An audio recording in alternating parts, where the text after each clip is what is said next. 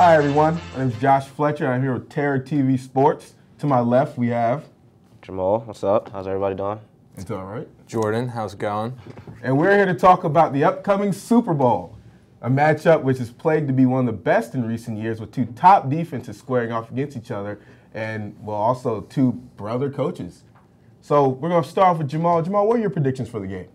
All right, I'm going to try to give an unbiased opinion because I'm a diehard Ravens fan. But I'm still going to have to give it to the Ravens just because the way their defense has been playing in the playoffs and Flacco has been on fire. We just got 8 touchdowns right now, I believe. Yeah. 2 interceptions, that's it? Mm-hmm. And the fourth quarter is when he's on point all the time. And then you have the running game with Ray Rice and Bernard Pierce. He's been crucial to the Ravens offense, because Ray Rice has kind of been slacking. But that's because everyone knows he's getting the ball. And Bernard Pierce has stepped right in and helped out with that.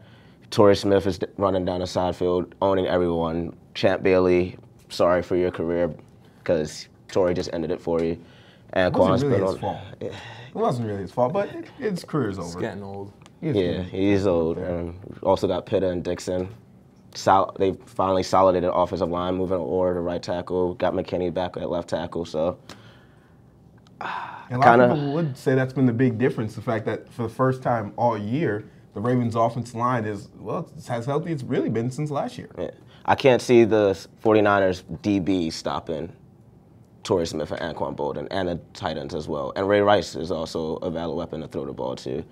And so Ridlow's been willing his defense just, I don't think Colin Kaepernick will be ready for that kind of defense because he's had what the Seahawks, who are good, but that's their first time in the playoffs. Second time in like 4 years. But yeah, it's been a relatively long time for them. And then the Falcons. Falcons defense is not a real defense. Being biased, Falcons aren't a real football team. Anyway, Jordan, what are your predictions for the game? Well, one, Matt Ryan agrees with you on that one, yeah. if anybody's heard his latest press conferences.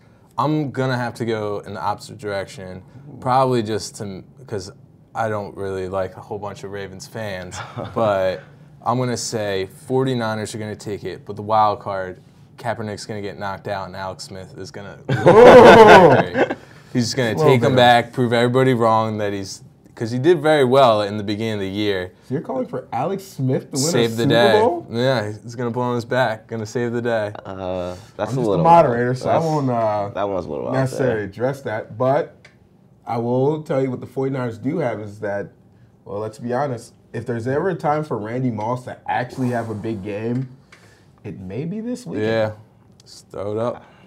Do you have any rebuttal to that? And Reed's looking for that last interception, so our DBs they've been Peyton Manning, Tom Brady.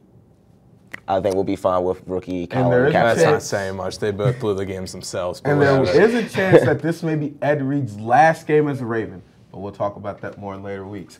We're actually going to now bring in 2 of our entertainment hosts here. We have De'Ara and Brittany here to break down the Super Bowl halftime show and some of the funny ads. And I must say, the little kid with Doritos has been my favorite to have recent years. But we'll let you guys cover that all.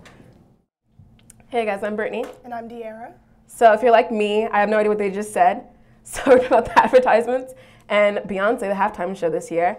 I definitely know, like, for the advertisements last year for Super Bowl were absolutely horrible. They weren't funny at all. The only good thing about that was the Doritos commercials. However, like this year, there's a lot of controversy ads out there. Basically, they're showing like white men portraying Jamaican men, and it's this huge controversy about like their accents and how it's offensive and racist. However, like to me, that was pretty funny. Like, what do you think, Dara? Like I heard that a lot of Jamaican people actually liked the commercial. So, I mean, it all depends. The racial lens is different internationally, so. Right. So it's like a toss-up. Also, I heard that there's like a porn ad supposed to be out there. However, it just shows like 2 old people talking, and they're not going to put it on TV, which is kind of ridiculous because nothing's actually being shown. Everyone has a free right, you know, so that's kind of crazy. But let's talk about Beyonce. That's the biggest part of halftime, basically, this year. Basically, it's a concert for Beyonce where football players show up. So. Yeah, on Twitter, a lot of the Beyonce stans, they have said that they're really excited that there are going to be so many football players at the Beyonce concert. And a lot of people are really excited for Destiny's Child reunion.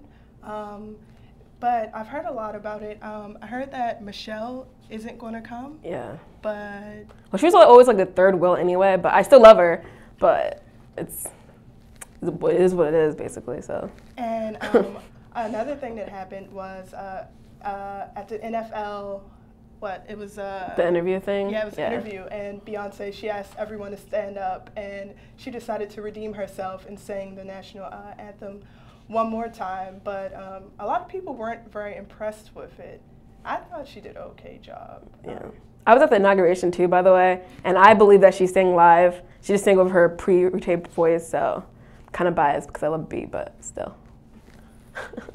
All right, now back to you, Josh, with some more football news. Oh, sorry, that was great. Anyway, so it's the Super Bowl, not the Beyonce show. So we have our take on the Super Bowl, but however, we're going to switch to another current event in sports, Manti Te'o and this whole catfishing thing about having a girlfriend but not having a girlfriend.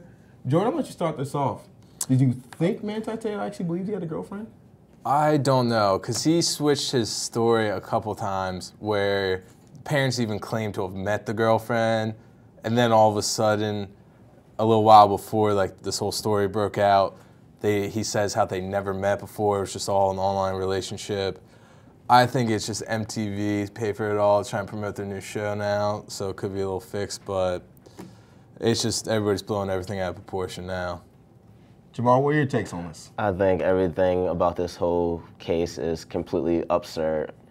The fact that a Division I athlete at one of the biggest top 3 schools for football through its history, a superstar, stud, first-round draft pick, top 5 pick, can have this situation going on. There's no way you go through college dating someone online for 2 years, I feel like, in the position that he's in.